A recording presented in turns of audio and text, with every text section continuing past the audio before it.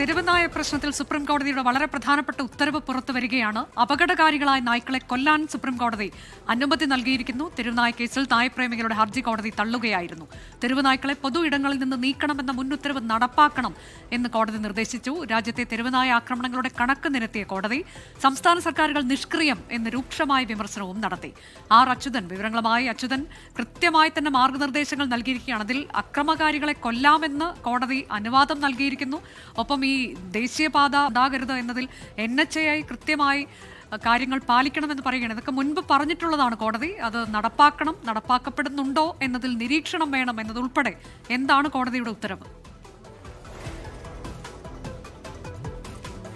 അനുജ, നേരത്തെ സുപ്രീം കോടതി ഈ വിഷയവുമായി ബന്ധപ്പെട്ട് പുറപ്പെടുവിച്ച ഉത്തരവിൽ അതിൽ വലിയ മാറ്റം വരുത്താതെ തന്നെയാണ് ഇപ്പോൾ നിർദ്ദേശങ്ങൾ സുപ്രീം കോടതി നൽകിയിരിക്കുന്നത്. അതിൽ പ്രധാനപ്പെട്ട നിർദ്ദേശങ്ങൾ എന്നുള്ളത് ABC സെന്ററുകൾ എല്ലാ ഇടങ്ങളിലും വേണം. അത് സാധാരണ നിലയിലല്ല, പൂർണ്ണ തോതിൽ പ്രവർത്തിക്കുന്ന സെന്ററുകളായിരിക്കണം ജില്ലാ തലങ്ങളിൽ വേണ്ടത്. ഒപ്പം തന്നെ സംസ്ഥാന സർക്കാരുകൾ കോടതി നിർദ്ദേശങ്ങൾ നടപ്പിലാക്കുന്നതിന് വേണ്ടിയിട്ടുള്ള സാഹചര്യങ്ങൾ, അത്തരം കാര്യങ്ങളിലേക്ക് കടക്കണം. ഈ സർക്കാർ ആശുപത്രികളിൽ റാബിസ് വാക്സിൻ ഉൾപ്പെടെയുള്ള ലഭ്യത ഉറപ്പുവരുത്തണം. മാത്രമല്ല, ഈ ആശുപത്രികളിൽ തന്നെ ഈ നായ്ക്കടിയേറ്റ സംഭവങ്ങൾ കൈകാര്യം ചെയ്യാനായി പ്രത്യേക സംവിധാനങ്ങൾ ഏർപ്പെടുത്തണമെന്നതും കോടതി നിർദ്ദേശിക്കുന്നുണ്ട്.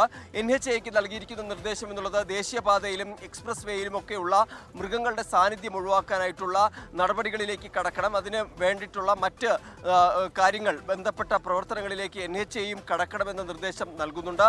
ഇതിലേറെ പ്രധാനപ്പെട്ടതെന്നുള്ളത് അക്രമകാരികളായിട്ടുള്ള നായ്ക്കളെ കൊല്ലാമെന്നാണ് സുപ്രീം കോടതി പറഞ്ഞിരിക്കുന്നത്. അത്തരത്തിൽ ആ കൊല്ലാനുള്ള നടപടികൾ എടുക്കുന്ന ഉദ്യോഗസ്ഥർക്കെതിരെ FIR-ഓ ക്രിമിനൽ നടപടികളോ പാടില്ല എന്നതുകൂടി സുപ്രീം കോടതി പറയുന്നുണ്ട്.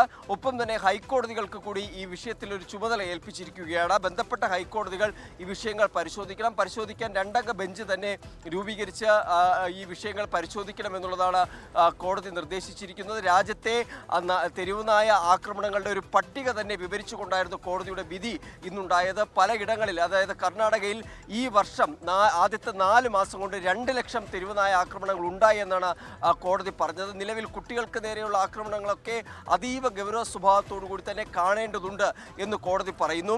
കോടതിയുടെ തുടക്കം മുതലുള്ള നിർദ്ദേശങ്ങൾ പാലിക്കുന്നതിൽ സംസ്ഥാനങ്ങളും ബന്ധപ്പെട്ട അധികാരികളും വീഴ്ച വരുത്തി എന്ന് കോടതി പറയുന്നുണ്ട്.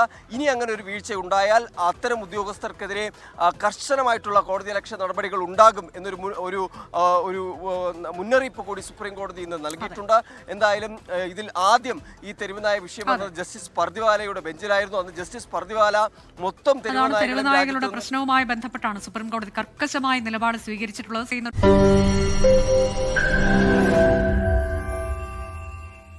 ലോകത്തെവിടെയായാലും ഏത് സമയത്തും 24 വാർത്തകളും ഓഗ്മെന്റഡ് റിയാലിറ്റി പാക്കേജുകളും എക്സ്പ്ലെയിനറുകളും വിശദമായി കാണാൻ ഞങ്ങളുടെ YouTube ചാനൽ നിങ്ങൾക്ക് സബ്സ്ക്രൈബ് ചെയ്യാം.